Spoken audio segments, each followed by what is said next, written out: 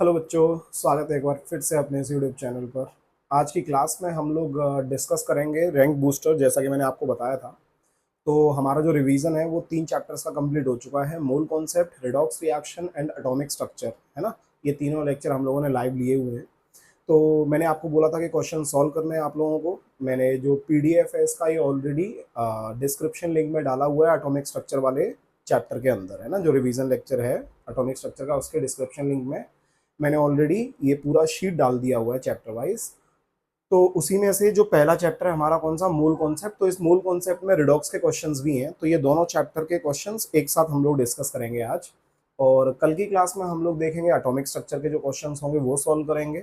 तो आप लोग बेहतर तब होगा जब आप लोग पहले क्वेश्चंस को सॉल्व करो और उसके बाद में ये वीडियो देखो। समझ में आ रहा है? या फिर साथ साथ में कर सकते हो, राइट। बट ऐसा नहीं कि बिना सॉल्व किए हुए ही वीडियो देखना, मतलब वो मुझे नहीं लगता कि वो फायदेमंद है। ठीक है, क्योंकि रटना नहीं है बेसिकली। हमें क्या करना है, क्वेश्चंस को सॉल्व करना है, और कोई भी डाउट आना है आएगा, उस डाउट को जस्ट देखना है हम लोगों को। इतना करना है बस, ठीक है। सो यदि जिन बच्चों ने एटॉमिक स्ट्रक्चर के क्वेश्चन अभी सॉल्व नहीं किए हैं, वो पहले एटॉमिक स्ट्रक्चर के क्वेश्चन सॉल्व कर लो, क्योंकि उसके डिस्कशन के बाद में ही फिर हम लोग अगला चैप्टर स्टार्ट करेंगे, केमिकल इक्विलिब्रियम। और उसके बाद में आयोनिक इक्विलिब्रियम का हम लोग क्या करेंगे, वन शॉट वीडियो बनाएंगे, है ना। मतलब रिवीजन। तो बेसिकली मैंने आपको बताया था कि पहले 11th का पूरा फिजिकल हम लोग कंप्लीट करेंगे, फिर 11th का इनऑर्गेनिक कंप्लीट करेंगे, फिर 12th का फिजिकल और 12th का इनऑर्गेनिक। इस तरीके से हम लोग क्या करेंगे, जेई मेंस का पूरा रिवीजन करेंगे, ठीक है। तो चलिए फिर करते हैं शुरुआत क्वेश्चंस की। तो इसमें जो सबसे पहला क्वेश्चन आ रहा है बेटा आपका, इसमें बोला हुआ है कि if the mole fraction of a solute is change from 1/4 to 1/2। Question number 1 है। मतलब पहले जो मोल फ्रैक्शन है सॉल्यूट पार्टिकल का, वो कितना दे रखा है, 1/4 दे रखा है। ये पहले का है, राइट। ये कब का है, ये पहले का है। और बाद में मेरे पास वही मोल फ्रैक्शन चेंज करके क्या कर दिया है, 1/2 कर दिया है सॉल्यूट का। और वाटर दे रखा है, तो वाटर का जो मेरे पास W ऑफ H2O है, ये बेसिकली मेरे पास आ गया 0.8 kg आ गया है। और हमसे रेशो पूछा है किसका, मोलैलिटी का, कि मोलैलिटी का रेशो क्या होगा। तो बेटा अपने को एक चीज पता है क्या, कि मोलैलिटी जो होता है, ये मोलैलिटी बेसिकली बराबर आता है किसके, मोल fraction of solute, which is कितना लिख दूं मैं यहाँ पे, 1/4 लिख देता हूँ। तो ये 1/4 आ गया, डिवाइडेड बाय, पहले सॉल्वेंट के निकालेंगे तो वो कितना आ जाएगा मेरे पास, तो 1 में से 1/4 घटाओगे तो कितना आ जाएगा, 3/4 आ जाएगा। ये बाद वाले हैं ना। बाद में जो सॉल्वेंट के आएंगे मेरे पास, वो कितने आ जाएंगे, वो तो सेम ही रहेगा 1/2। तो इसका 1/4 डिवाइडेड बाय क्या आ जाएगा, 3/4। तो मोल fraction of solute upon mole fraction of किसका, सॉल्वेंट, इनटू क्या बोला था मैंने, 1000 divided by molar mass of किसका, सॉल्वेंट। और मोलर मास ऑफ सॉल्वेंट कौन है मेरे पास, ये H2O, तो वो कितना हो जाएगा, 18। समझ में आया। सो ये हो गया मेरे पास मोलैलिटी पहले वाला। ये बाद वाले की अपन लोग मोलैलिटी को चेक करेंगे, वो कितना आएगा। तो बेटा यहाँ पे क्या करना पड़ेगा, 1/2 डिवाइडेड बाय कितना, 1/2 इंटू, ये तो अभी भी वही रहेगा, 1000 डिवाइडेड बाय कितना रहेगा, 18। ये दोनों को हम लोग डिवाइड कर दें तो ये वाली टर्म तो क्या होगी, कैंसिल आउट होगी। इस साइड में क्या बचेगा, ये 1/4 इंटू क्या हो जाएगा, ये 4/3। तो बेसिकली ऊपर से क्या आ गया मेरे पास, 1/3 डिवाइडेड बाय 1/1। तो सिंपली क्या रहेगा, 1/3 रहेगा। अब ये 1/3 एम कौन सा है, ये मोलैलिटी पहले वाला है, और ये मोलैलिटी कौन सा है, ये दूसरे वाला है, राइट। तो ये बेसिकली किस रेशो में रहेंगे, ये रहेंगे 1/3 में रहेंगे। सो इसका आंसर जो आएगा, ये आएगा कौन सा वाला, फर्स्ट आंसर आ जाएगा। क्लियर है। तो इनसे तो कोई चेंज आएगा नहीं, ठीक है। लेकिन यहाँ से हम लोग क्या निकाल सकते हैं, on the basis of mole fraction of solute and solvent we can easily calculate the relation between molality पहले वाली एंड मोलैलिटी बाद वाली, right. So this is the question number 1। Question number 2 क्या कह रहा है, इन द बैलेंस्ड इक्वेशन, एक equation दे रखी है बेटा, और इक्वेशन है मेरे पास FeS plus MnO4 minus gives H plus, यहाँ पे आ जाएगा Fe+3 plus SO4 -2 plus Mn+2। Question कह रहा है कि the stoichiometric coefficient of FeS and MnO4 minus are in the ratio. Stoichiometric coefficient का रेशो निकालना है, बड़ा सिंपल है। क्या करना है अपन लोगों को, देखो बेटा FeS के अंदर आयरन जो है ये +2 में है, और ये Fe+3 में प्रेजेंट है। तो यहाँ पे देखेंगे तो ऑक्सीडेशन स्टेट कितने का चेंज आ रहा है, 1 का चेंज आया, ठीक है। ये सल्फर की बात करेंगे तो सल्फर -2 में है, यहाँ पे सल्फर कितना आ रहा है, +6 में आ रहा है। तो -2 से जब ये +6 में गया तो इसका ऑक्सीडेशन हुआ, राइट। तो कितने का चेंज आएगा, तो -2 से +6 में गया होगा तो कितने का चेंज आया होगा, -2 से पहले 0 तक गया, फिर उसके बाद में 6 तक गया, तो 6 और 2 8 हो गया। तो 8 तो इसकी वजह से आया, और 1 इसकी वजह से आया, तो n फैक्टर जो इसका निकालेंगे अपन लोग, n फैक्टर कितना बोलेंगे 1 + 8 इज इक्वल्स टू 9, तो इसका n फैक्टर आ गया 9। और इसका n फैक्टर हम लोगों को पता है बेटा कितना, +7 से कहाँ जा रहा है +2, तो कितने का चेंज आया 5 इलेक्ट्रॉन का चेंज आया, तो इसका n फैक्टर कितना हो जाएगा 5 हो जाएगा। तो हम लोगों ने ऑक्सीडेशन मेथड देखा था ना, बैलेंसिंग ऑफ रिडॉक्स रिएक्शंस, तो इसको अपन लोग क्या कर दो क्रॉस मल्टीप्लाई कर दो, तो यहाँ पे कितना आ जाएगा 5 और यहाँ पे कितना आ जाएगा मेरे पास ये 9 आ जाएगा। तो इन दोनों का जब रेशियो देखा जाएगा स्टोइकोमेट्रिक कोएफिशिएंट का, तो वो कितना आएगा 5:9। समझ में आ गया। तो इसके हिसाब से जो हमारा आंसर होना चाहिए वो होना चाहिए कौन सा, फोर्थ आंसर होना चाहिए इसका। ठीक है, this is your second question. Question number third पे चलते हैं। क्वेश्चन नंबर थर्ड जो है ये कह रहा है, एक रिएक्शन दी हुई है, अगेन कौन सी रिएक्शन दे रखी है, K2Cr2O7 plus C2O4 -2 plus H2SO4 gives K2SO4 plus CO2 plus chromic sulphate Cr2SO4 का होल थ्राइस प्लस Mn+2। अब ये पूछ रहा है हमसे कि in above reaction identify the element which do not undergo change in their oxidation state, किसका oxidation state में चेंज नहीं आया। तो बेटा हमको पता है पोटाशियम जो होता है वो अल्कली मेटल होता है, इनके ऑक्सीडेशन स्टेट कैसे रहते हैं, फिक्स्ड होते हैं। तो एक तो मेरे पास कौन सा हो गया, पोटाशियम हो गया। ऑक्सीजन की बात करेंगे तो ऑक्सीजन हर जगह पे ऑक्सीडेशन स्टेट उसका कैसा होगा -2 होगा, तो एक मेरे पास पोटाशियम हो गया, एक कौन हो गया ऑक्सीजन हो गया।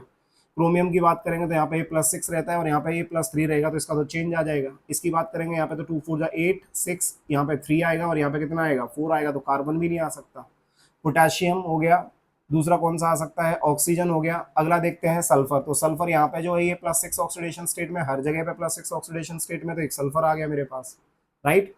तो यहाँ से मेरे पास जो ऑप्शंस आ रहे हैं वो ऑप्शंस में कौन कौन सा है, के है, ओ है, एस है और एच। ऑब्वियसली एच का भी कोई ऑक्सीडेशन चेंज नहीं होगा।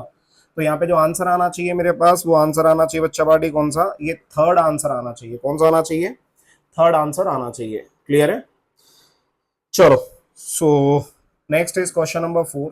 क्वेश्चन नंबर 4 क्या कह रहा है, sulphur exist in different allotropic form like S2 S6 and S8। तो जो सल्फर है वो किस किस फॉर्म में एग्जिस्ट कर रही है, S2 में, S6 में और S8 में एग्जिस्ट कर रही है, राइट।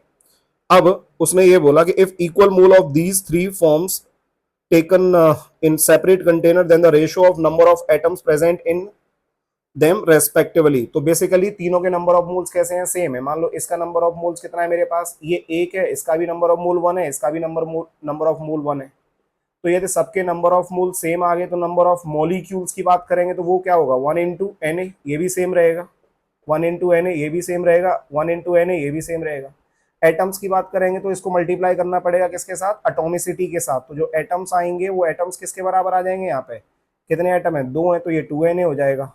ये कितने एटम है 6 एटम है तो ये 6Na हो जाएगा। ये कितने एटम है 8 एटम है तो ये 8Na हो जाएगा। तो यहाँ पर रेशियो देखोगे तो रेशियो कितना आएगा, Na कैंसिल, तो 1:3:4 ये आएगा मेरे पास एटम्स का रेशियो। क्लियर है, तो इसके हिसाब से जो आंसर होना चाहिए हमारा वो होना चाहिए ए, फर्स्ट आंसर हो जाएगा। सो 4 क्वेश्चन डन। ठीक, बढ़ते हैं आगे।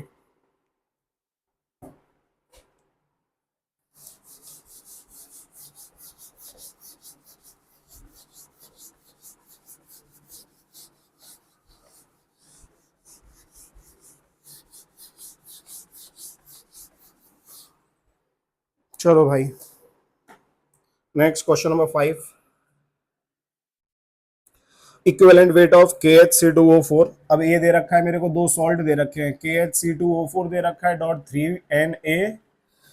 3Na HC2O4 दे रखा है, और इसको रिएक्ट करा रहा है किसके साथ, KMnO4 के साथ रिएक्ट करा रहा है बेटा, है ना, ध्यान देना। KMnO4 को एसिडिक मीडियम में रिएक्ट करा रहा है, तो पूछ रहा है कि इक्विवेलेंट वेट क्या होगा, इस चीज का इक्विवेलेंट वेट हम लोगों को निकालना है। तो मान लो इसका जो मोलर मास है मेरे पास वो मैंने मान लिया कितना, m मान लिया, राइट। तो यदि मैं इसका इक्विवेलेंट वेट की बात करूंगा तो वो किसके बराबर होता है, मोलर मास डिवाइडेड बाय किसका, n फैक्टर। तो इसका n फैक्टर यदि मेरे को पता लग जाएगा तो मैं क्या निकाल सकता हूँ, इसका इक्विवेलेंट वेट निकाल सकता हूँ। तो KMnO4 तो मुझे पता है कि एसिडिक मीडियम में होगा, तो KMnO4 किसमें कन्वर्ट हो जाएगा, Mn+2 में चला जाएगा। लेकिन यहाँ पे जो C2O4 है ऑक्सिलेट वाला पार्ट है, तो मैंने आपको बताया था क्या बनाएगा, ये CO2 बनाएगा। तो CO2 में कार्बन का ऑक्सीडेशन स्टेट कितना आएगा, +4। और यहाँ पे कार्बन का ऑक्सीडेशन स्टेट देखेंगे तो कितना आएगा, +3 आएगा, क्योंकि ऑक्सिलेट वाले में +3 रहेगा मेरे पास, राइट। अब आप खुद सोचो कि यहाँ से एक एक ऑक्सलेट आयन की यदि अपन लोग बात करें तो एक ऑक्सलेट आयन +3 से कहां जा रहा है मेरे पास, +4 में जा रहा है। कितने का चेंज आया, एक का चेंज आया। कितने एटम्स है यहाँ पे, ऑक्सलेट आयन के अंदर कितने कार्बन के एटम है, 2। तो एक कार्बन का एटम यदि यहाँ पे एक इलेक्ट्रॉन का चेंज कर रहा है तो 2 एटम कितने इलेक्ट्रॉन का चेंज करेंगे, 2 का। मतलब इस एक से कितने इलेक्ट्रॉन चेंज हो रहे हैं, 2। अब ध्यान देना, 3 मॉलिक्यूल ये हैं, एक मॉलिक्यूल ये है, तो टोटल कितने मॉलिक्यूल हो गए, 4। 3 मॉलिक्यूल्स ये हैं, 1 मॉलिक्यूल ये, टोटल मॉलिक्यूल्स 4। तो यदि एक मॉलिक्यूल 2 इलेक्ट्रॉन का चेंज कर रहा है तो 4 मॉलिक्यूल टोटल कितने इलेक्ट्रॉन का चेंज करेंगे, 4 इंटू 2 इज इक्वल्स टू 8। तो यहाँ पे आंसर जो आएगा वो आना चाहिए m/8। समझ में आ गया। सो इसका आंसर हो जाएगा बेटा, फर्स्ट आंसर हो जाएगा क्वेश्चन नंबर 5 का। Question number 6, the vapour density of किसका, mixture containing equal number of moles of methane and ethane at STP. चलेगा, vapour density of mixture containing equal number of moles of methane. अब बेटा देखो, vapour density क्या होगी, जब एक container है, एक कंटेनर के अंदर मेरे पास 2 चीजें प्रेजेंट हैं, एक कौन है CH4 और एक है मेरे पास C2H6। तो एक मीथेन हो गया, एक इथेन हो गया, दोनों के मोल्स कैसे हैं, सेम है। मान लो इसका भी एक मोल है और इसका भी एक मोल है, तो एवरेज मोलर मास निकाल सकता हूं, बिल्कुल। कैसे, इसका मोलर मास कितना होगा, 16 इंटू मोल्स कितना है इसका, 1, प्लस इसका मास कितना होगा मेरे पास टोटल, 12 टू जा 24, 24 और 6 30, 30 इंटू कितना आ जाएगा, फिर से 1 आ जाएगा, डिवाइडेड बाय 1 + 1 कितना हो जाएगा, 2 हो जाएगा। तो ये 16 + 30 डिवाइडेड बाई 2 मतलब 46 divided by 2 which is equals to what, 23। ये आ गया, ये एवरेज मोलर मास है। तो vapour density is equals to क्या हो जाएगा, average molar mass divided by 2।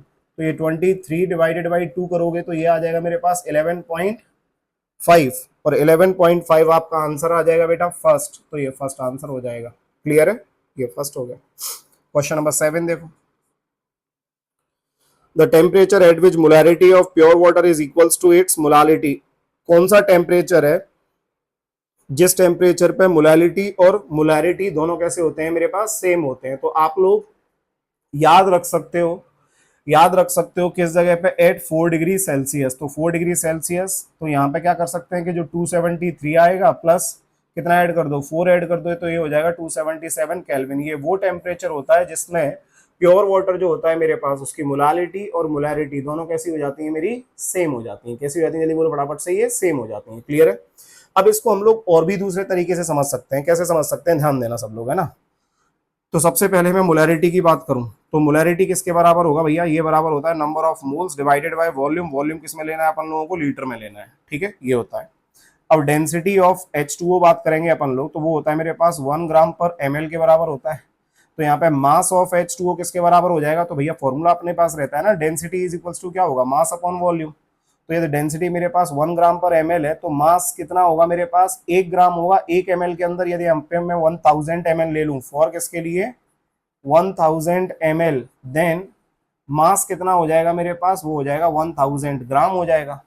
तो नंबर ऑफ मोल्स निकाल सकते हैं। नंबर ऑफ मोल्स H2O के किसके बराबर आ जाएंगे, जो भी मेरे पास टोटल मास आएगा डिवाइडेड बाय क्या, मोलर मास विच इज 18। तो ये आ जाएगा 55.55। आयोनिक इक्विलिब्रियम में भी हम लोगों ने ये देखा है, तुम लोगों ने देखा होगा, मैंने तो खैर पढ़ाया नहीं है अभी, ये मैं पढ़ाऊंगा, ठीक है। सो ये होगा मेरे पास 55.55, ये नंबर ऑफ मोल्स आ गया। तो यहाँ से मोलैरिटी की जगह पे रख सकते हैं। वॉल्यूम कितना था मेरे पास 1000 ml, इसको लीटर में भी लेंगे तो कितना होगा, 1 लीटर के बराबर होगा। तो यहाँ से जो मोलैरिटी आएगी वो मोलैरिटी कितनी आ जाएगी इसकी, 55.55 आ जाएगी। मोलैरिटी कितनी आ जाएगी, 55.55 आ जाएगी, राइट। अब हम लोग ये समझते हैं कि यहां से मेरे पास क्या है, जो मोलालिटी की बात करेंगे अपन लोग, मोलालिटी की बात करेंगे, तो ये मोलालिटी जो मेरे पास होती है बेटा, वो होता है नंबर ऑफ मोल्स ऑफ किसका, solute divided by weight of किसका, अरे solvent, weight of solvent in किस में, KG, weight of solvent in किसके अंदर, केजी। समझ में आ रहा है, ये होता है मेरे पास कौन सा चीज, मोलालिटी के बराबर होता है। अब यहाँ पे ये मोलालिटी जो है उसको भी कितना रखना है अपन लोगों को, 55.55 रखना है। क्या रखना है, 55.55 रखना है, ठीक है। पहले मैं इसको मिटा देता हूं। तो मोलालिटी भी क्या होनी चाहिए मेरे पास, 55.55 होनी चाहिए। तो पहले मैं एक चीज और लिख रहा हूं बेटा, molarity is equals to mass of किसका, 1 लीटर ऑफ किसका, H2O, ठीक है, divided by molar mass of H2O, ठीक है, ये क्या निकाल रहा हूं मैं बता रहा हूं, molarity is equals to number of moles divided by क्या था मेरे पास, वॉल्यूम था, वॉल्यूम मैंने 1 लीटर माना है, तो नंबर ऑफ मोल्स को मैंने पानी के को क्या लिख दिया कि मास जो भी होगा मेरे पास, कितना मास है डिवाइडेड बाय मोलर मास, समझे। तो यहाँ पे कितने ग्राम था मेरे पास, ये 1000 था, कितना था मेरे पास, ये 1000 था, राइट।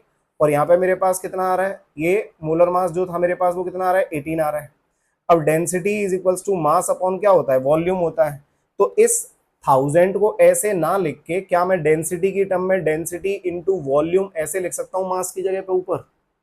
अरे मोलैरिटी इज इक्वल्स टू किसके बराबर आया, मैंने क्या लिखा, मास, मास ऑफ किसका, 1 लीटर जो पानी है उसका मास डिवाइडेड बाय उसका मोलर मास। तो मैं जो ऊपर जो मास वाली टर्म थी उसको मैंने क्या लिख दिया है, डेंसिटी इनटू क्या लिख दिया है, volume. Density into volume divided by अभी भी क्या है मेरे पास यहाँ पे, मोलर मास है। अभी भी मेरे पास क्या है यहाँ पे, जल्दी बोलो फटाफट से, मोलर मास है।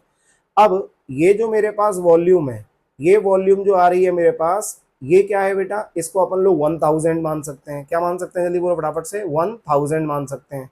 और मोलर मास अभी भी मेरे पास कितना होता है, 18 ही होता है, क्या होता है जल्दी बोलो, 18। तो अब मैंने क्या किया इस जगह पे, 55.55 इंटू 18 ये किया, is equals to density into क्या है मेरे पास, वॉल्यूम। और जो वॉल्यूम ले रखा है मैंने वो कितना ले लिया है, 1000 ले लिया है, क्या ले लिया मैंने, 1000 ले लिया है, समझ में आ रहा है। सॉरी, यहाँ पे क्या आ जाएगा मेरे पास, डेंसिटी। अब ध्यान देना, मैं थोड़ा कैल्सी की हेल्प ले लेता हूँ इसके लिए, है ना।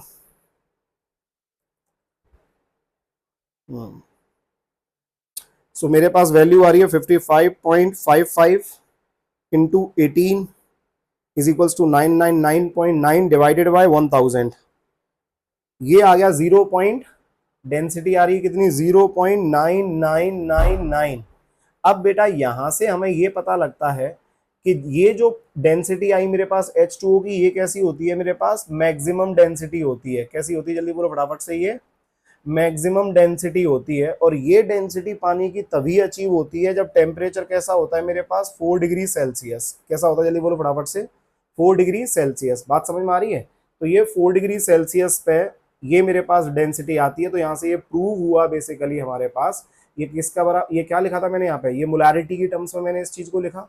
तो मोलैरिटी जो होता है वो number of moles of solute, number of moles of solute कितने आ रहे हैं मेरे पास, वही 55.55 रहेंगे। और यहाँ पे वेट ऑफ सॉल्वेंट हम लोगों ने कितना मान लिया, 1 kg, जो कि हम लोगों ने 1000 ग्राम लिखा था। बात समझ में आ रहा है सब लोगों को, ठीक है। सो मोलैरिटी और मोलैरिटी दोनों कैसे हो जाएंगे, सेम हो जाएंगे प्योर वाटर के लिए। आप सिर्फ इतना याद रखो, क्वेश्चन नहीं समझ में आया तो, कि मोलैरिटी और मोलैलिटी दोनों कैसे होंगे, सेम होंगे पानी के लिए। कब, जब टेम्परेचर 4 डिग्री सेल्सियस होगा। डन। चलिए, सो ये क्वेश्चन भी हुआ अपना डन। ये क्वेश्चन नंबर कौन सा है बेटा, क्वेश्चन नंबर 7। बढ़ते हैं आगे।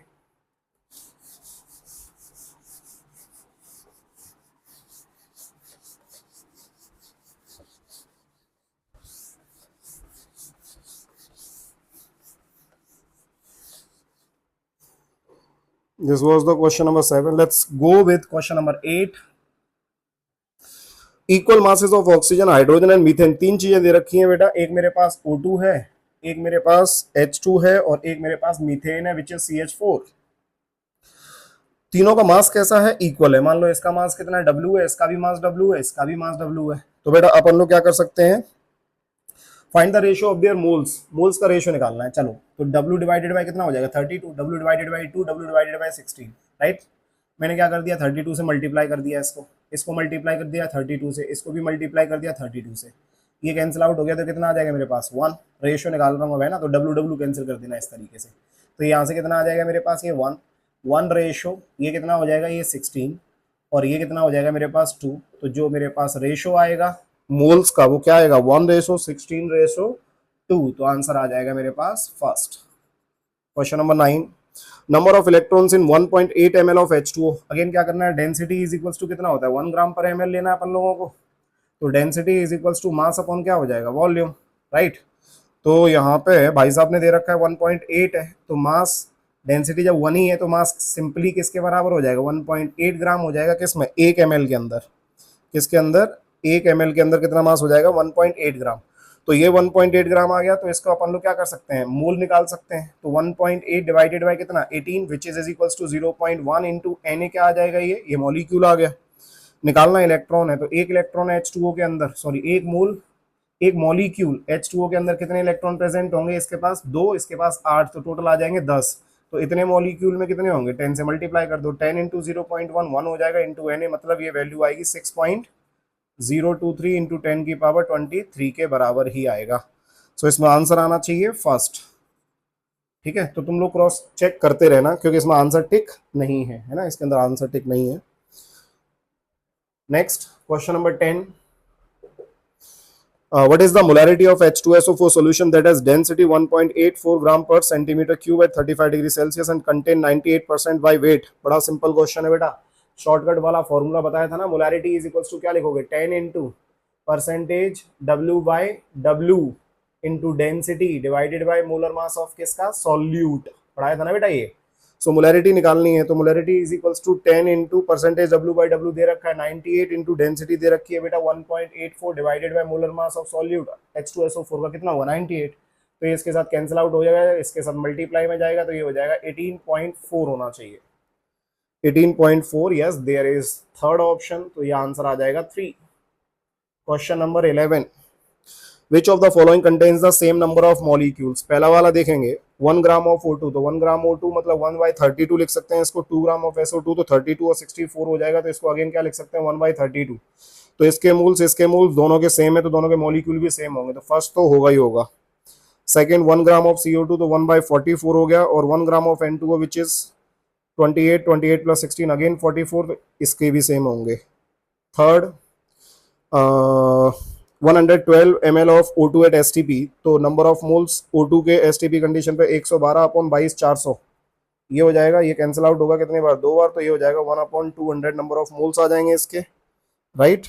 और 224 ml of He at 0.5 atm and 273 kelvin चलेगा, तो number of PV is equal to NRT लगा दो, तो PV is equal to NRT लगाने के लिए 0.5 इंटू 0.224 ये लेना पड़ेगा, है ना, लीटर में लेना ना भाई, is equals to N into R 0.08 into 273, ठीक है। सो ये कुछ इस तरीके से आना चाहिए मेरे पास, राइट।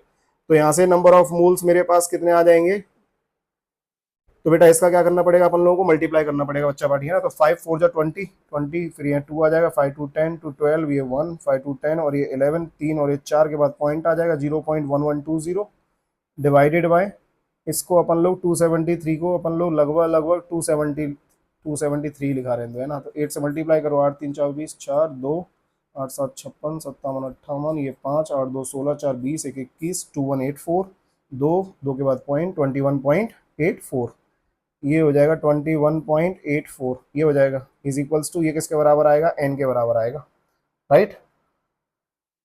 और 11 दूनी 22, तो देखो लगभग 2 के बाद ये पॉइंट आ रहा है, सही है, ये लगभग 1/200 इसी के क्लोज ही आएगा बेटा, है ना, ये भी इसी के क्लोज ही आएगा।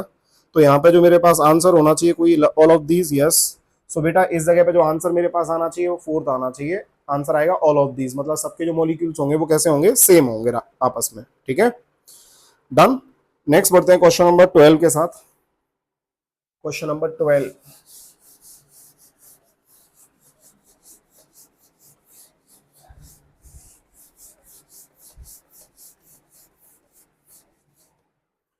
So next is question number 12 देखेंगे। The density of water at 4 degree Celsius is 1 into 10⁻³ kg पर मीटर क्यूब, चलेगा, मतलब डेंसिटी है मेरे पास किसकी, H2O की, मेरे को दे रखी है बेटा, कितनी दी हुई है, 1 इंटू 10⁻³ kg पर मीटर क्यूब में दी हुई है, ठीक है। अब kg पर मीटर क्यूब में दे रखी है, तो इसको ग्राम पर लीटर में भी अपन लोग लिख ही सकते हैं ना यार, ग्राम पर ml में बिल्कुल लिख सकते हैं, कैसे, तो इंटू 10⁻³ कर दोगे तो कितना हो जाएगा, 10⁶ 10⁶ क्या हो गया, ये ग्राम हो गया, लेकिन लीटर नीचे मीटर क्यूब था, तो मीटर क्यूब किसके बराबर होता है, 10⁻³ लीटर के बराबर होता है, तो 10⁻³ लीटर के बराबर होता है ना, बिल्कुल सही है। लेकिन हमें किस में लेना है, वो ml में लेना है, ग्राम पर लीटर है तो पहले ही था, नहीं ग्राम पर kg पर मीटर क्यूब था ना, kg पर मीटर क्यूब था, तो ये किस में चला गया, लीटर में चला गया, और ये लीटर को अपन लोग किसमें कन्वर्ट कर सकते हैं, ml में कन्वर्ट कर सकते हैं, तो इंटू 10⁻³ करना पड़ेगा, तो डेंसिटी बेसिकली कितनी आ जाएगी मेरे पास, वही 1 ग्राम पर ml के बराबर ही रहेगी, 1 ग्राम पर ml के बराबर ही रहेगी, 1 ग्राम पर ml के बराबर ही आ जाएगी, राइट। अब इसने क्या बोला, कि the volume occupied by one molecule of water approximately, तो 1 ml जो है उसके अंदर बेसिकली कितने ग्राम प्रेजेंट है मेरे पास, 1 ग्राम प्रेजेंट है। 1 ml के अंदर 1 ग्राम प्रेजेंट है, right. So volume occupied by one molecule of water is approximately, ठीक है। So density is equals to क्या होता है, मास अपॉन वॉल्यूम होता है। डेंसिटी इज इक्वल्स टू क्या होगा, मास अपॉन वॉल्यूम होगा। मास मेरे पास ये आ गया 1 ग्राम, तो 1 ग्राम से नंबर ऑफ मोल्स निकालेंगे तो 1/18 आ जाएगा, सही है। और 1/18 आ जाएगा, 1/18 इंटू क्या आ जाएगा, Na आ जाएगा, ये भी ठीक है, सही है। ये ml की टर्म्स में ही ले रहा हूं मैं ना। तो ये 1 ml के अंदर बेसिकली इतना मॉलिक्यूल होगा जो वॉल्यूम ऑक्यूपाई करेगा, ठीक है। 1 ml के अंदर इतना वॉल्यूम होगा जो कि मॉलिक्यूल, इतने मॉलिक्यूल होंगे जो कि इतने वॉल्यूम को ऑक्यूपाई करेंगे, ऐसा समझ लो, है ना। तो अब उसने पूछा है कि एक मॉलिक्यूल का वॉल्यूम कितना होगा, तो यहाँ पे मैंने क्या लिख दिया, 1 लिख दिया, और वॉल्यूम को क्या लिख दिया, इस जगह पे मैंने V लिख दिया। क्या लिख दिया मैंने, इसको V लिख दिया, राइट। एक मॉलिक्यूल को मैंने यहाँ पे 1 लिख दिया, इसको V लिख दिया। अब बेटा ये क्या हो जाएगा, Na/18 है बेसिकली, ये क्या है, Na/18 है। तो Na को मैं कुछ ऐसे लिख देता हूँ, 6 × 10⁻³ कितना, 23, सही है, डिवाइडेड बाई 18, तो 6 से 3 कैंसिल आउट भी हो जाएगा, तो ये क्या हो जाएगा मेरे पास, ये बचेगा इतना, 10⁻23 डिवाइडेड बाई 3, ये। सो 10⁻23 डिवाइडेड बाई 3 इंटू वी, ये किसके बराबर होगा, 1 के बराबर होगा। तो v इज इक्वल्स टू किसके बराबर हो जाएगा यहाँ पे मेरे पास, 1 डिवाइडेड बाई 3 इंटू 10 की पावर कितना आ जाएगा, sorry, v is equals to ना, तो ये नीचे है तो ऊपर चला जाएगा ना, तो 3 डिवाइडेड बाई क्या हो जाएगा, 10⁻23 हो जाएगा। तो इसको अपन लोग लिख सकते हैं 3 इंटू 10⁻, कितना आएगा, माइनस का 23 आ जाएगा इस जगह से। सो ऐसा कोई ऑप्शन है, बिल्कुल है। तो ये आंसर किस में आ गया, ml में आंसर आ गया। तो ये आ गया आपका फर्स्ट आंसर, क्लियर है। फिर से समझ लो, ये बेसिकली डेंसिटी ऑफ H2O 1 ग्राम पर ml 4 डिग्री सेल्सियस पे दे रखा था, बट उसने कंफ्यूज करने के लिए kg पर मीटर क्यूब में दिया है, तो आप उससे कंफ्यूज ना हो। फिर उसने पूछा है कि जो इतना मेरे पास 1 ml आ रहा है, 1 ml के अंदर कितना ग्राम था, 1 ग्राम था। तो 1 ग्राम से मैंने पहले क्या निकाला, मोल निकाला, मोल से क्या निकाला मैंने, मॉलिक्यूल निकाला। तो 1 ml के अंदर इतना मॉलिक्यूल है, तो एक मॉलिक्यूल कितने V में होगा, कितने ml में होगा, मैंने जस्ट वो सॉल्व किया है। तो 3 × 10⁻⁻23 ml आ जाएगा, right. So this was your question number 12। Question number 13 क्या कह रहा है, how many moles of KMnO4 are needed to oxidize a mixture of 1 mole of each FeSO4 and FeC2O4।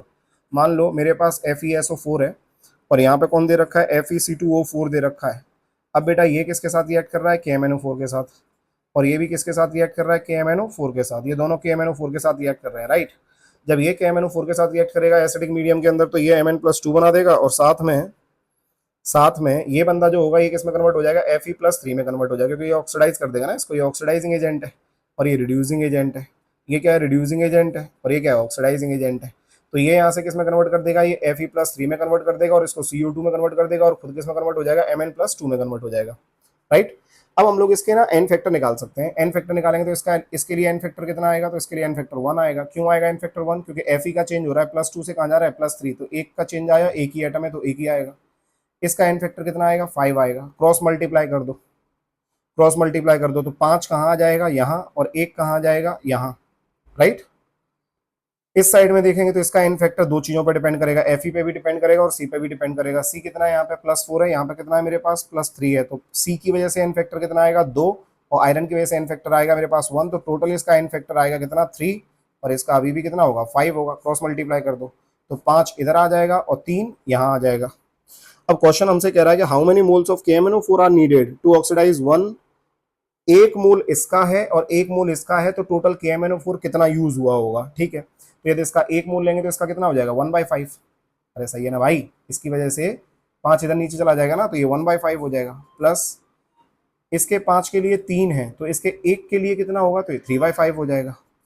तो टोटल कितना आ जाएगा, 4/5। तो ये आना चाहिए 4/5। तो आंसर आ जाएगा बेटा आपका फर्स्ट आंसर आ जाएगा। डन। चलिए क्वेश्चन नंबर 14 देखो।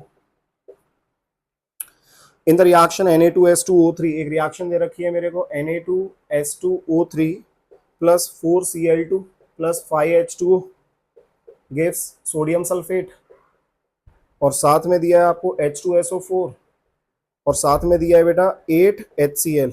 इक्विवेलेंट वेट पूछा है आपसे Na2S2O3 का, Na2S2O3 का इक्विवेलेंट वेट क्या होगा बेटा? एक सेकंड होना, एसी चालू कर देते हैं यार।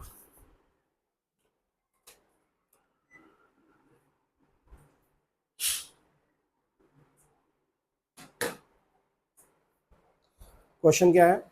Na2S2O3 का मुझे क्या निकालना है? इक्विवेलेंट वेट निकालना है।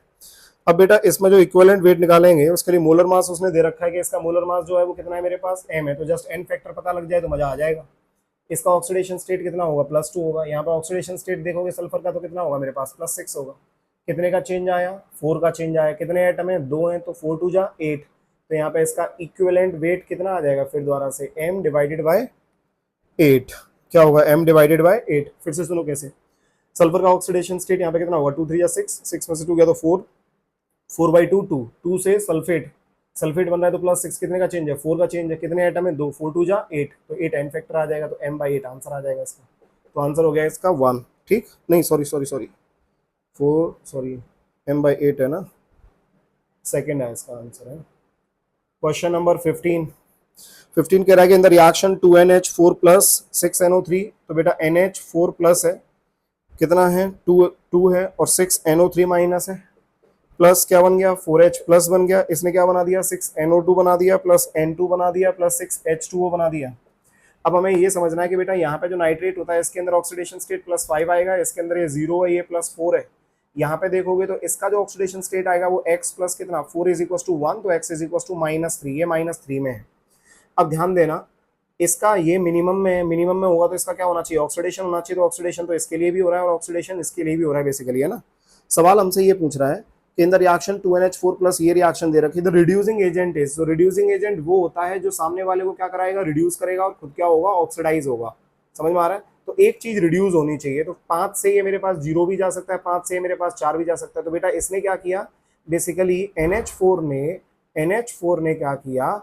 इसको क्या कर दिया? रिड्यूस कर दिया। तो 5 से किस में कन्वर्ट हो गया? 4 में, और ये -3 से किस में चला गया? N2 में। समझ में आ रहा है? तो यहाँ पे रिड्यूसिंग एजेंट कौन हो जाएगा मेरे पास? NH4 आ जाएगा आंसर। तो इसके हिसाब से आंसर होना चाहिए फर्स्ट। ठीक, चलिए आगे बढ़ते हैं। सो 15 क्वेश्चंस डन। तो इसमें आपके रिडॉक्स और मूल कॉन्सेप्ट दोनों के ही क्वेश्चंस हैं ना, रिडॉक्स अलग से नहीं दिया हुआ है। नेक्स्ट बढ़ते हैं आगे, और क्वेश्चन है अपने पास 16। देखो बेटा 16 क्या कह रहा है? 6 litre of mixture of methane and propane. मान लो एक कंटेनर है, और इस कंटेनर के अंदर मेरे पास एक तो मीथेन है, मीथेन मैंने CH4 ले लिया, और एक प्रोपेन है मेरे पास, तो C3H8 हो गया।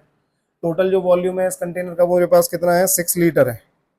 On complete combustion give 7 litre of CO2। तो सबसे पहले एक काम करता हूँ, CH4 मैंने लिया, CH4 को O2 के साथ रिएक्ट करा दिया, क्या बना देगा मेरे पास? CO2 बना देगा, प्लस साथ में क्या बना देगा? H2O। तो यहाँ पे 2 आ जाएगा, 2 दूनी 4, तो यहाँ पे भी क्या लिख सकते हैं अपन लोग? 2 लिख सकते हैं ना। फिर क्या आ जाएगा? C3H8 आ जाएगा, फिर ये O2 आ जाएगा, तो इस साइड से क्या बना देगा? CO2 बना देगा। कितना CO2 बनाएगा? 3, और यहाँ पे आ जाएगा 4H2, ये आ गया। तो 4 और 3 2 जा 6, 6 और 4 10, तो यहाँ पे 5 आ जाएगा। तो ये बेसिकली हो गया हमारे पास कहानी। ठीक है, तो अब इसने ये बोला कि 7 लीटर ऑफ CO2 हमें मिल रही है। कितना मिल रही है हम लोगों को? 7 लीटर ऑफ किसका मिल रहा है? CO2 का हमें मिल रहा है। तो मतलब ये 3 CO2 इसके, 1 CO2 इसका, दोनों मिला के 7 लीटर है। तो भाई इसका कितना होगा? ध्यान देना, तो टोटल कितना था? 7 था, इनटू इसका कितना आएगा? 3 डिवाइडेड बाय टोटल कितना है? 4। समझ में आ रहा है? नीचे वाले की बात कर रहा हूं मैं, ऊपर वाले का कितना होगा? 7 इंटू 7 तो टोटल है, तो ये 1 डिवाइडेड बाय टोटल कितना है? 4। समझे? तो ये हो जाएगा 21/4, और ये हो जाएगा 7/4। 7/4 को सॉल्व करो, इसको सॉल्व करो, तो 4 पंजे 20, 4 दूनी 8, 4 पंजे 10, 5.25, और ये आ जाएगा 4 1 4, 5 6 7, 4 7 28, 4 5 20। तो ये आएगा 1.75 लीटर, और ये आएगा मेरे पास 5.25 लीटर।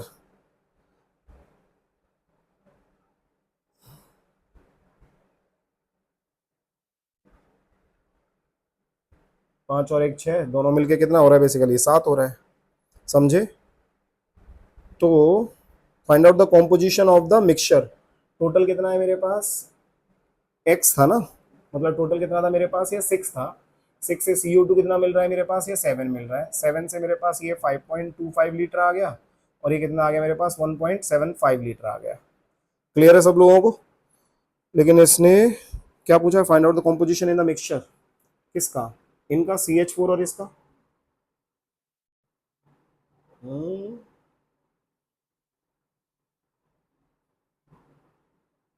ठीक है, इस क्वेश्चन को हम लोग अभी देखते हैं। जस्ट क्वेश्चन नंबर 16 क्या है। वैसे हमने निकाल तो दिया है आंसर ये, क्योंकि 7 लीटर टोटल होगा मेरे पास, तो टोटल टोटल में 7 लीटर यही आना चाहिए, 5.25 आना चाहिए, और एक का क्या आना चाहिए। लेकिन टोटल वो इसमें कॉम्पोजिशन पूछ रहा है बेसिकली, कि इसके अंदर कॉम्पोजिशन कितना होगा, है ना। टोटल मेरे पास 6 था, है ना, तो इसके अंदर इसका और इसका कितना होगा। हम लोगों ने जो निकाला है बेसिकली वो CO2 7 लीटर में से ये निकाला है कि 5.25 इसका है और 1.75 इसका है, चलेगा। तो एक काम करते हैं, इसका एक मोल बेसिकली इसका कितना बनाएगा, एक ही मोल बनाएगा, सही है ना भाई। इसका एक मोल बेसिकली इसका कितना बनाएगा, एक ही मोल बनाएगा। तो यहाँ पे यदि मेरे पास ये वैल्यू जो है वो 1.75 आ रहा है, तो 1.75 डिवाइडेड बाय क्या कर सकते हैं, 22.4, ये नंबर ऑफ मोल्स आ गए। तो ये बराबर आ जाएगा मेरे पास कितना, x, इसका, है ना, इसके नंबर ऑफ मोल्स बराबर ही रहेंगे ना भाई।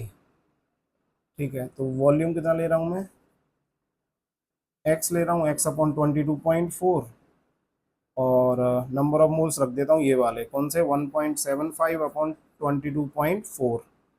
तो ये कैंसिल आउट हो गया, तो यहाँ पे कितना आ जाएगा मेरे पास, ये आ गया 1.75। तो 6 में से इसको माइनस करता हूँ, 1.75, ये 5, यहाँ पे कितना आ जाएगा 9, 9 में से 7 गया तो 2, और यहाँ पे कितना बचेगा 5, 5 में से गया तो 4, तो 4.25, 4.25 और 1.75। ऐसा कोई ऑप्शन नहीं आ रहा दोस्त। टोटल करेंगे तो 4 और 1 5, 6, टोटल 6 बन रहा है मेरे पास। ठीक है, और एक बार इससे भी चेक कर लेते हैं।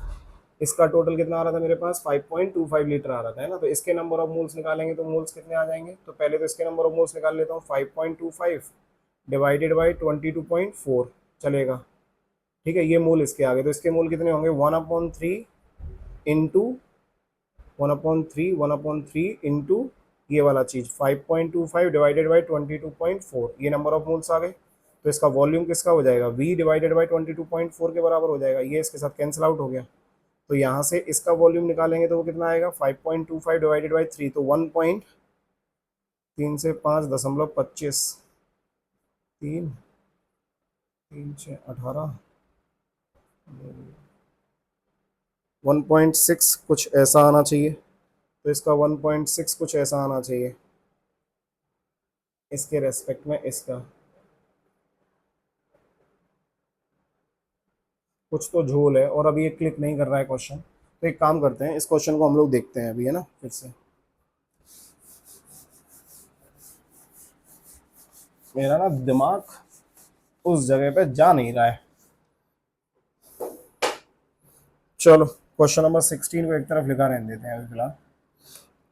क्वेश्चन नंबर 17 देखो, carbon occur in nature as a mixture of C12 and C13, average atomic mass of carbon is इतना 12.011, what is the percentage abundance of carbon in ये। तो कुछ नहीं करना है बेटा, एवरेज एटॉमिक मास फॉर्मूला क्या था, 0.11 इज इक्वल्स टू, एक मेरे पास कार्बन है 12 वाला, 12 इंटू क्या लिख दिया मैंने, x लिख दिया, मुझे नहीं बताना, वही तो निकालना है अपने को परसेंटेज, प्लस साथ में क्या लिख दूंगा 13 इंटू, प्लस 13 इंटू क्या लिख दूँ 100 माइनस एक्स, सही है, डिवाइडेड बाय कितना लिखना पड़ेगा, 100 लिखना पड़ेगा, है ना, परसेंटेज के लिए।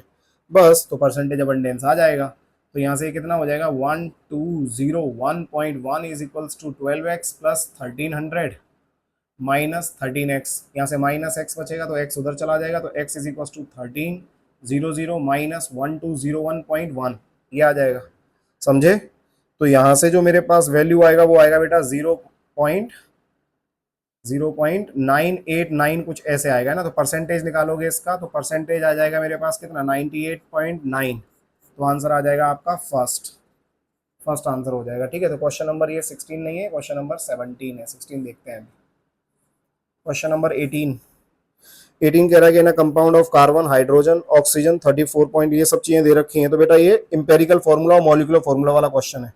तो यहाँ पे कार्बन आ गया, कार्बन कितना दे रखा है 52.2%, और हाइड्रोजन कितना दिया हुआ है बेटा 13%, और ऑक्सीजन जो दिया हुआ है वो है 34.8%, राइट।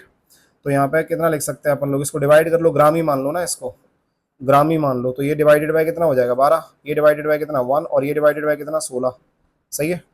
तो ये कितना हो जाएगा 12×3 = 48, 12×4 = 48, ये 4 के लगभग लगभग, ये किसके लगभग लगभग, ये 13, और ये 16×2 = 32, ये 2.5 के करीब मान लो, है ना, 2.5, 16 32, ये दो ही रहने दो अभी फिलहाल। अब एक काम करते हैं, इसने मेरे को वेपर डेंसिटी दिया हुआ है बेटा, तो vapour density is equals to क्या होता है, मॉलिक्यूलर वेट डिवाइडेड बाय 2, तो वेपर डेंसिटी 46 है, तो 46 इंटू 2 किसके बराबर हो जाएगा, 2 6 12 2 2 4 8 1 92, 92 के बराबर होना चाहिए। यदि हम इसका मास देखेंगे तो 12 से ये 48 हो जाएगा, और ये 13 हो जाएगा, और ये 16 हो जाएगा, तो ये कितना होगा 8,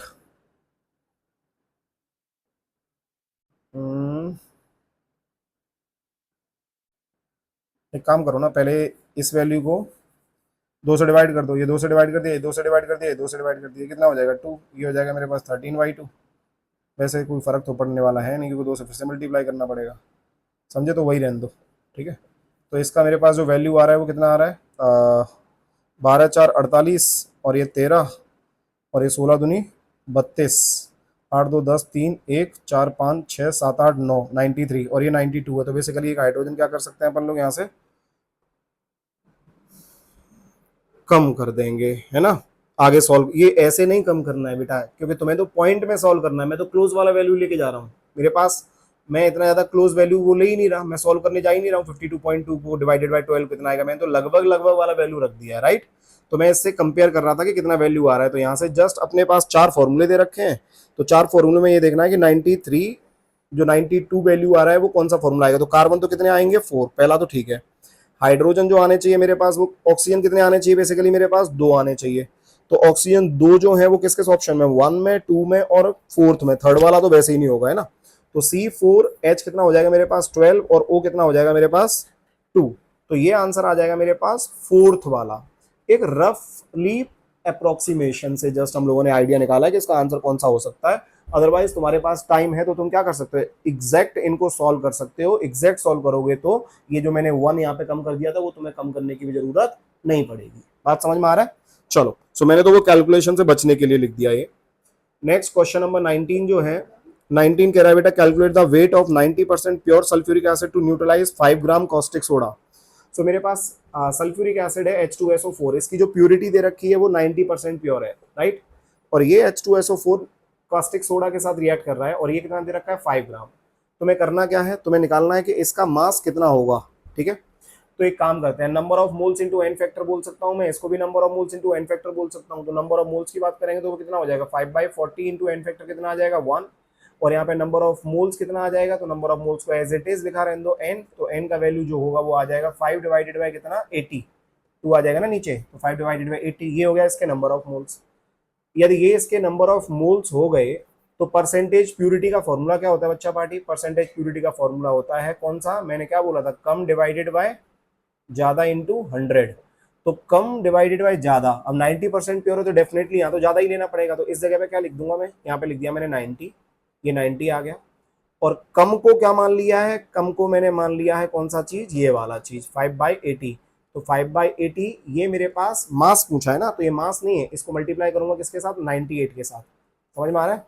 तो यहाँ पे हो जाएगा मेरे पास कितना, ये 5 इंटू 98 डिवाइडेड बाई 80 इंटू लिख दिया मैंने x, और इंटू कितना हो जाएगा मेरे पास, कुछ नहीं, यही हो जाएगा ना, ठीक है। Percentage purity is equals to कम अपॉन ज्यादा इंटू 100, ये वाला चीज, राइट।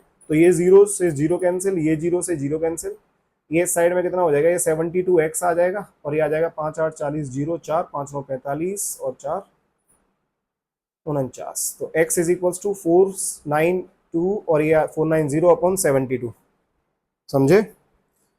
तो यहां से जो वैल्यू आनी चाहिए वो आनी चाहिए कितना 74642, तो 6.81 कितना आ जाएगा यहाँ से वैल्यू 6.81।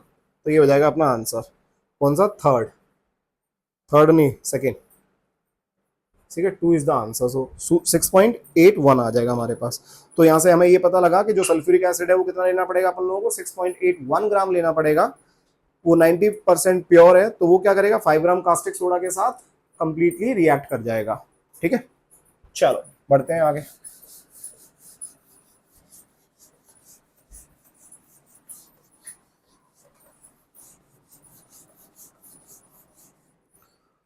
सो नेक्स्ट क्वेश्चन जो है बच्चा पार्टी, वो अपने पास क्वेश्चन नंबर 20 कह रहा है कि विच of the following reaction represent disproportionation. Disproportionation उस रिएक्शन को कहते हैं बेटा जिसमें एक ही सेम एलिमेंट जो होगा उसका ऑक्सीडेशन भी हो रहा होगा और रिडक्शन भी हो रहा होगा।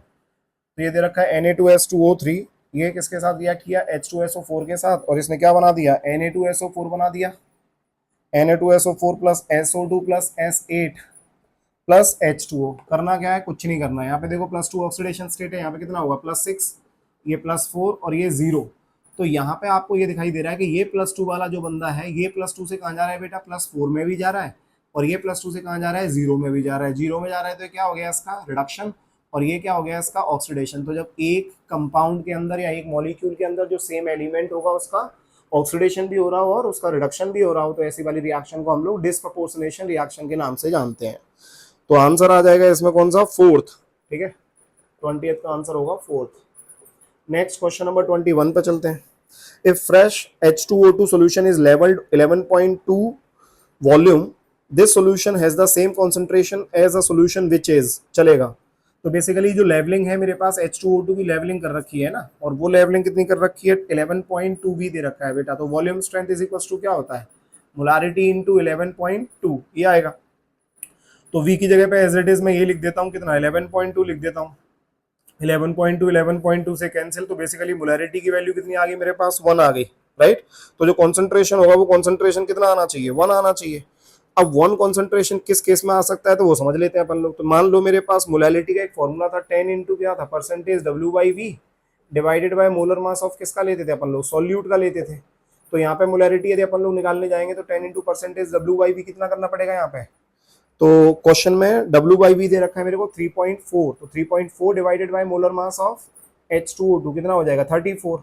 3.4 10 के साथ मल्टीप्लाई होगा तो 34 divided by 34 which is equals to 1। तो यहाँ से साफ पता लग रहा है कि जो मोलैरिटी होगी मेरे पास वो कितनी आएगी, 1 आएगी। कब, जब परसेंटेज W/V का वैल्यू कितना होगा, 3.4। सो उसके हिसाब से आंसर आ गया अपना कौन सा, 3rd। Done. Next question number 22 कह रहा है कि in which of the following compound oxidation state of sulphur is other than +6। तो बेटा सिर्फ एक ही बंदा है, सोडियम थायोसल्फेट, तो Na2S2O3।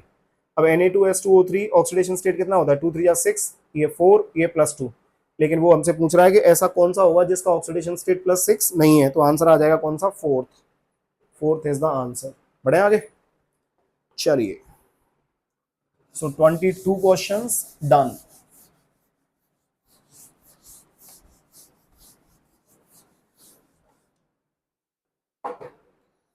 नेक्स्ट देखो क्वेश्चन नंबर 23 कह रहा है कि white phosphorus react with caustic soda, चलेगा। It okay.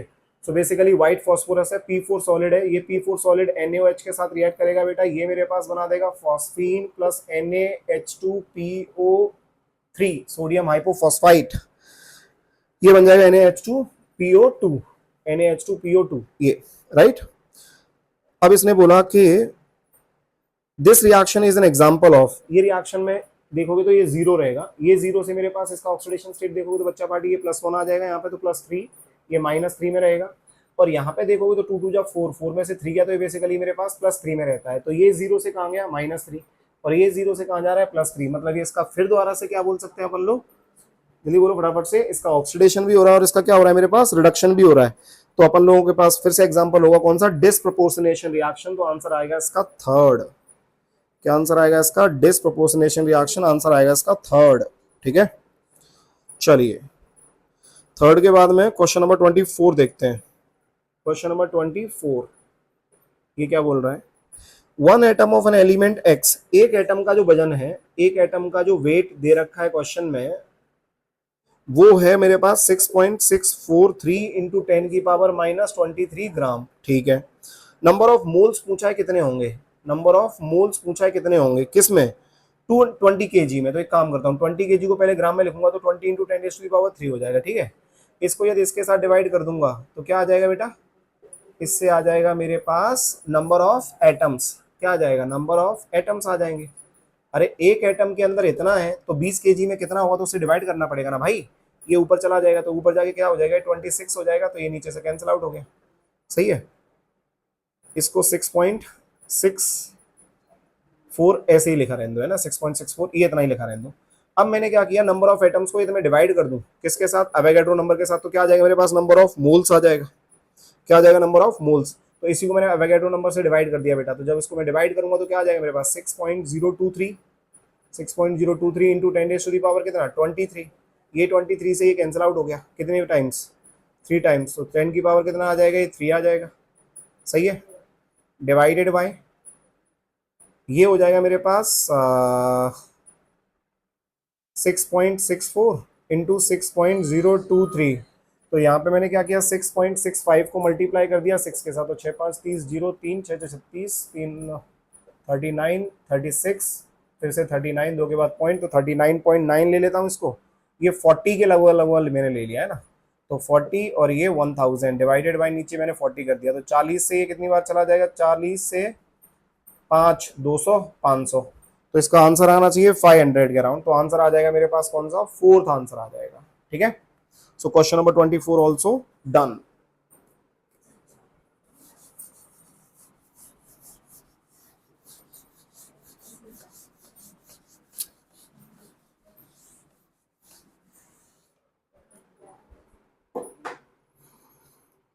नेक्स्ट देखो बेटा,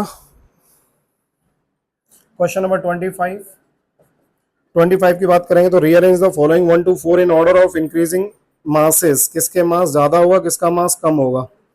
तो एक काम करते हैं,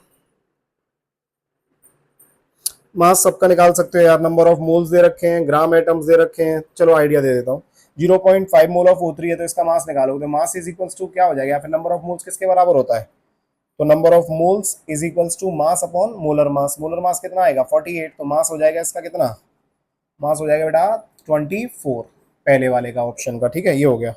दूसरा 0.5 ग्राम एटम ऑफ ऑक्सीजन, तो 0.5 ग्राम एटम ये दे रखे, नंबर ऑफ ग्राम एटम दे रखे, तो बेसिकली ये मोल ही है 0.5। तो 0.5 इंटू कितना लिख दिया 16, तो ये मेरे पास आ जाएगा 8 आ जाएगा। थर्ड की बात करूंगा तो कितना हो जाएगा मेरे पास 3.011 इंटू 10⁻23 मॉलिक्यूल्स ऑफ O2। तो इसको मैंने डिवाइड कर दिया किसके साथ, Na के साथ। Na के साथ डिवाइड करूंगा तो 6.022 इंटू 10⁻³ कितना 23, ये कैंसिल आउट हो जाएगा तो ये कितना आ जाएगा 1/2। ये 1/2 मोल आ गया, 1/2 मोल आ गया तो इंटू 32 कर दो तो कितना आ जाएगा मेरे पास 16 ग्राम आ जाएगा। सही है। नेक्स्ट फोर्थ की बात करेंगे अपन लोग, 5.6 litre of CO2 eight STP। तो ये नंबर ऑफ मोल्स आ जाएगा 5.6 डिवाइडेड बाई 22.4, ये आ जाएगा कितना 1/4 आ जाएगा। और 1/4 इंटू क्या दे रखा है CO2, वो 44 होता है, तो ये मेरे पास 11 आ गया। तो सबसे ज्यादा जो रहने वाला है वो किसका रहने वाला है 1 का, तो 1 आ गया मेरे पास। यहाँ पे 24 आ गया, सबसे कम कौन होगा मेरे पास, सबसे कम 8 होगा ना, तो ये 8 आ जाएगा। तो ये सेकंड आ गया।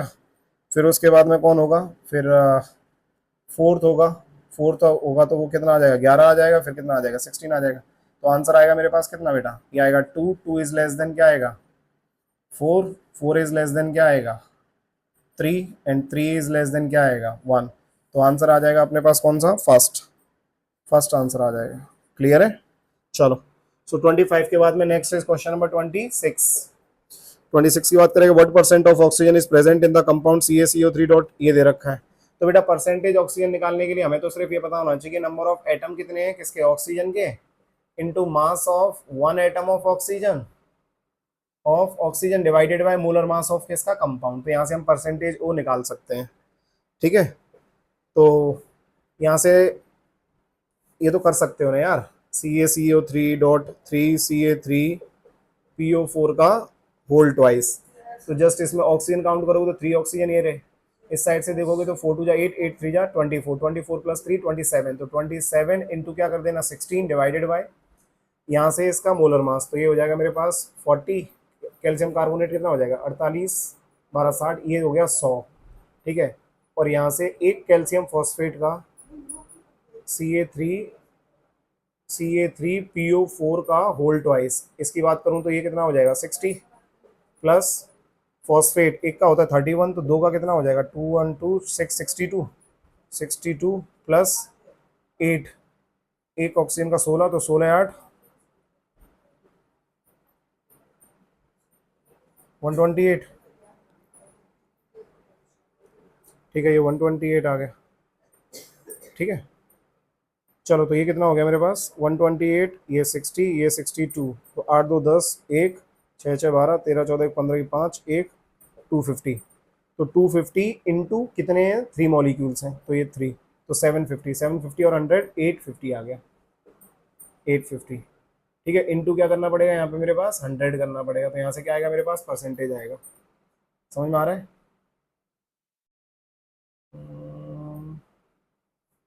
परसेंटेज ओ, जस्ट यही निकालना है अपन लोगों को। तो ये आ जाएगा मेरे पास बेटा, इसको आप लोग क्या करो सॉल्व कर लो।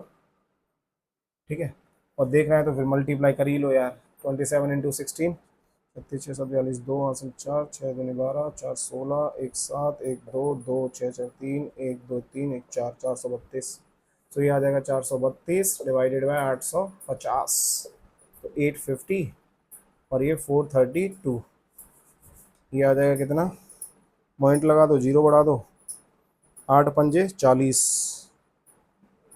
40। ठीक है, तो 5 0 0 5 5 25 5 हासिल 2 5 8 40 2 42 250, 70 बचेगा, जीरो बढ़ा दिया, फिर से जीरो बढ़ा दिया, और कितने टाइम्स 50.7 कुछ ऐसा ऑप्शन है, ऐसा कोई ऑप्शन नहीं है, तो हम लोगों ने इसमें कैलकुलेशन में मिस्टेक किया होगा। सो तुम्हें करना क्या है, ऑक्सीजन का परसेंटेज निकालना है। ऑक्सीजन का परसेंटेज निकालने के लिए अपने को क्या पता होना चाहिए, just total number of oxygen पता होना चाहिए, तो वो कितने हैं मेरे पास 3 हैं, और इस साइड से कितने हैं 4 2 जा 8 3 जा 24 24 और 3 27, एकदम सही है। एक ऑक्सीजन का मेरे पास 16 होता है, तो टोटल मास इनटू कितना करना है 100, ये वाला कैलकुलेट करके देखो, और नहीं आता है तो मुझे कमेंट सेक्शन में बता देना, हम लोग इसको फिर से देख लेंगे। ठीक है, अब मैं फिर से सॉल्व नहीं कर रहा हूँ इसको, क्लियर है? करना क्या है, परसेंटेज ओ निकालना है, तो एक एटम का mass into total number of atoms divided by total molar mass कितना होगा इनटू 100 कर देना, उससे परसेंटेज पता लग जाएगा किसका, ओ का। ठीक, क्वेश्चन नंबर 27 देख लो। 27 जो है, what is the empirical formula of vanadium oxide if 2.74 gram of किसका metal oxide contains 1.53 gram of metal. तो बेसिकली बेटा इसमें मैं आइडिया दे देता हूँ आपको कैसे सॉल्व करना है। मेटल ऑक्साइड जो है टोटल वो कितना दे रखा है 2.74, इसमें जो मेटल दे रखा है वो कितना है मेरे पास 1.53। अब तुम खुद सोचो 1.53 मैंने मेटल का निकाल दिया, तो यहाँ पे कितना बचेगा, ये 1.21 बचेगा, तो ये 1.21 किसका हो जाएगा, ऑक्साइड का हो जाएगा। तो एक तरफ लिख लेना एम, एक तरफ लिख लेना ओ। ओ के लिए क्या लिख दोगे यहाँ पे 1.21 लिख देना, 1.21 डिवाइडेड बाय 16 कर देना। मेटल के लिए यहाँ पे मेरे पास कितना आएगा 1.53, और डिवाइडेड बाय कौन दे रखा है मेरे को, ये वेनेडियम दे रखा है। ठीक है, ये कौन दे रखा है मेरे को, वेनेडियम दे रखा है, तो ये 52 के अराउंड मेरे पास ये वैल्यू रहती है। ठीक, तो इसको सॉल्व कर देना, यहाँ से जो रेशियो देखोगे बेटा, तो जो रेशियो तुम्हें देखने को मिलेगा वो आएगा मेरे पास कौन सा V2O5, थर्ड वाला आंसर, थर्ड वाला आंसर आएगा। क्लियर है? तो ऐसे इसको सॉल्व कर सकते हैं हम लोग। नेक्स्ट अगला 28 क्वेश्चन देख लो भाई, 28 क्वेश्चन क्या है।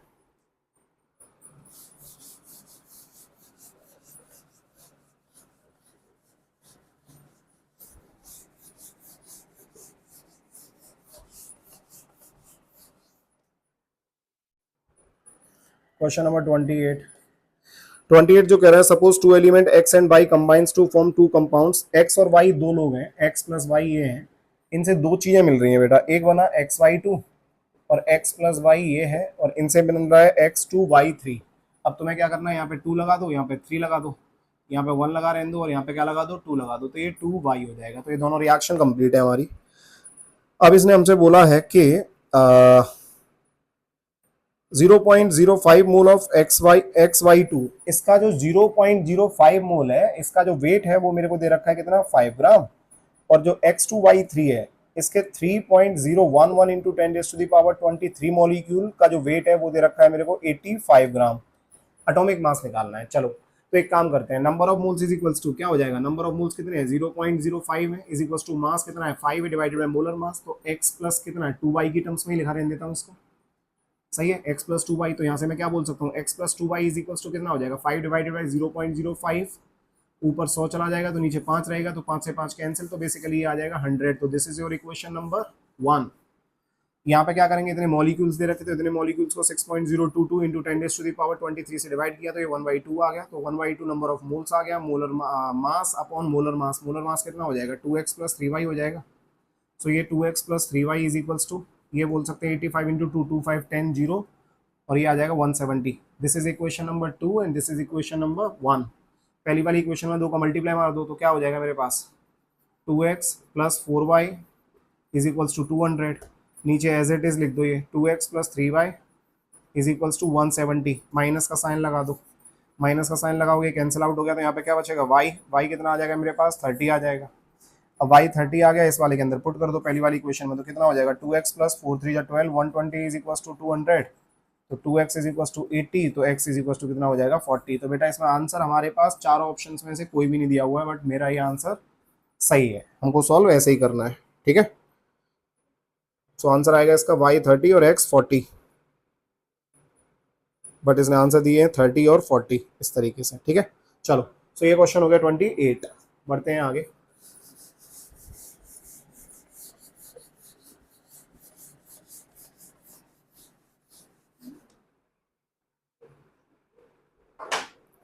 ट्वेंटी नाइन देख लो भाई, 29 कह रहा है मिक्सचर ऑफ किसका O2 एंड Y, O2 है, O2 किसके साथ रिएक्ट किया Y के साथ रिएक्ट किया है, इसका मोलर मास दे रखा है Y का which is 80 in the mole ratio A/V, किस में दे रखा है A/B, तो मान लो इसका रेशो A और ये है B, ये मोल का रेशो दिया हुआ है, ठीक है, मोल का रेशो दिया है, ठीक है। अब इसने बोला है कि has a mean molecular wait 40, इसका जो एवरेज मोलर मास है वो कितना दे रखा है मेरे को 40 दे रखा है एवरेज मोलर मास, तो average molar mass is equals to क्या होता है 32 molar mass into moles A plus y 80 molar mass into B divided by total A plus B, ये टोटल मोल्स हो गया, ये वैल्यू दे रखी है किसके बराबर 40 के बराबर, तो this is equation number 1, right. So यहाँ से हम लोग क्या कर सकते हैं, इस साइड से 40A plus 40B is equals to 32A plus 80B, ये आ जाएगा, 32 को इधर ले जाओ तो यहाँ पे कितना हो जाएगा 8A इज इक्वल्स टू 40 इधर ले जाओ तो ये हो जाएगा 40B, तो 8 से कैंसिल आउट हो जाएगा, तो A इज इक्वल्स टू आ जाएगा मेरे पास 5 टाइम्स ऑफ B, ये क्वेश्चन नंबर 1 फर्स्ट, यहाँ पे मान लो इसको। अब इसने आगे क्वेश्चन में बोला है कि what would be the mean molecular weight if the gas are mixed in the ratio B/A, चलेगा, मतलब O2 प्लस Y सेम ही चीज है, बट यहाँ पे इस बार B/A कर दिया, मोलर मास तो इसका अभी भी 80 रहेगा, तो अब वो पूछ रहा है कि बताओ इसकी एवरेज मोलर मास कितना हो जाएगा, एवरेज मोलर मास क्या हो जाएगा, राइट। तो एक काम करते हैं, एवरेज मोलर मास इसका कैसे निकालेंगे, 32 इंटू क्या कर दूंगा B कर दूंगा प्लस प्लस A इंटू क्या कर दूंगा 80 कर दूंगा डिवाइडेड बाय फिर से A प्लस B करना पड़ेगा। अब यहाँ पे A की जगह पे क्या लिख सकता हूँ 5B लिख सकता हूँ, तो AMM is equals to 32 into B as it is रहने दो, A की जगह पे 5B, तो 8 पंजे 40 400B हो जाएगा ये, divided by A plus B, तो 5B प्लस B ये 6B हो जाएगा, तो ये हो जाएगा 432B डिवाइडेड बाय 6B हो जाएगा ये, और ये हो जाएगा 6 7 जा 42 6 2 जा 12, तो B भी कैंसिल आउट हो गया, तो बेसिकली एवरेज मोलर मास जो आएगा इसका वो आ जाएगा 72। डन, चलिए बढ़ते हैं आगे।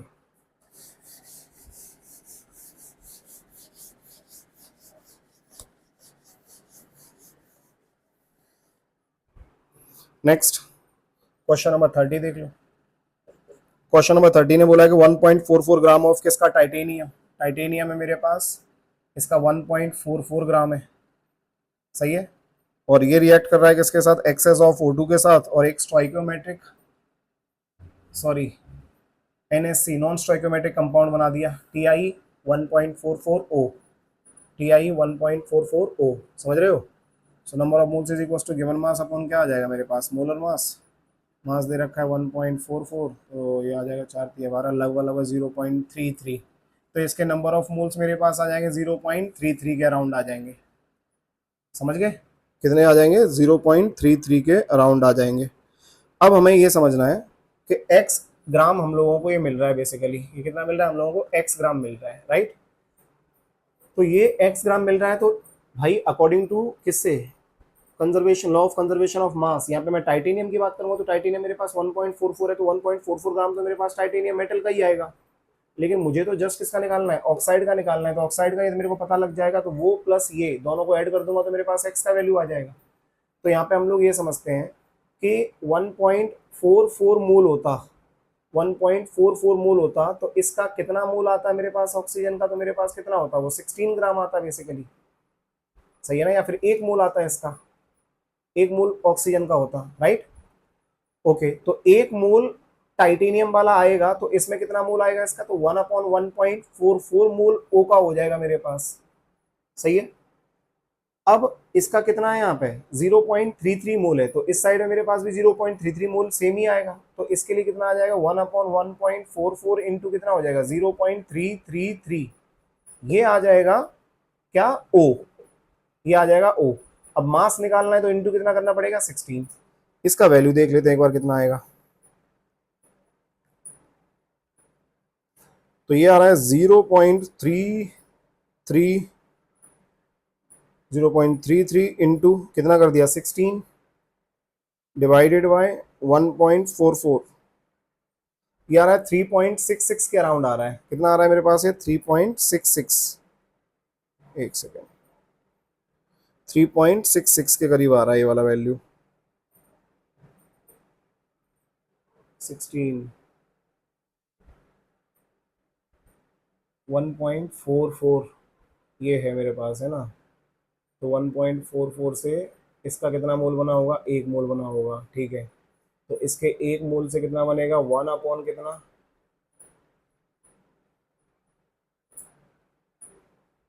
सही है 1.44, और ये मोल कितना है 0.33 है। तो ये मोल, एक सेकेंड, ये मोल कैलकुलेट कर लेते हैं।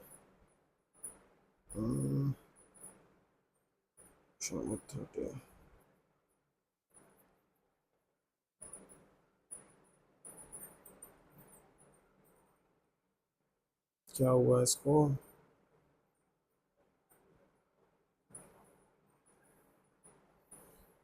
ओके, ये number of moles is equals to जो आ रहा है, ये आ रहा है 0.03, क्योंकि अपने लोगों ने 48 से डिवाइड किया ना 1.44 को, तो 0.03 आएगा ये, अब हो जाएगा। तो 1 मोल इसका आएगा, तो ये 0 पॉइंट यहाँ पे क्या लिख देंगे 0.03 इंटू 16, राइट। सो अब निकाल दो वैल्यू कितनी आ रही है, कैल्सी 0.03 इंटू 16 डिवाइडेड बाय 1.44, ये आ रही है 0.33, ये आएगी वैल्यू 0.33। अब ये 0.33 और मेटल है मेरे पास 1.44, तो 1.44 प्लस 0.33 1.77, ये हो जाएगा बच्चा पार्टी आपका आंसर। समझ में आया, 1.77 कौन सा आंसर है देख लेते हैं एक बार।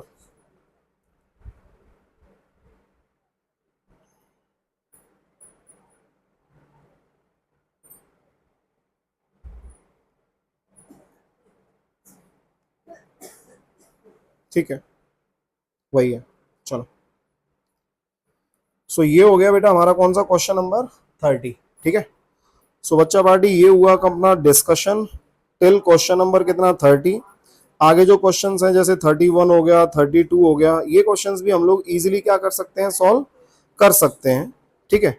तो आगे के जो क्वेश्चंस हैं बच्चों वो आप लोग प्रैक्टिस करिए, ठीक है। और कोई भी डाउट रहता है तो डाउट आप लोग क्या कर सकते हो, कमेंट सेक्शन में जाके बता सकते हो, मैं क्या कर दूंगा उनको डिस्कस कर दूंगा। तो अगली क्लास जो होगी, अगली क्लास में अपन लोग कुछ क्वेश्चन सॉल्व करते हैं इसी के रैंक बूस्टर के, किसके, स्ट्रक्चर ऑफ एटम के। तो नेक्स्ट क्लास के लिए तैयार रहें स्ट्रक्चर ऑफ एटम के क्वेश्चन के साथ, मैं वहाँ पे नेक्स्ट क्लास में उनको डिस्कस कर लूँगा। तो चलिए फिर आज की क्लास को करते हैं ख़त्म, मिलते हैं अगले लेक्चर में, तब तक के लिए बाय बाय।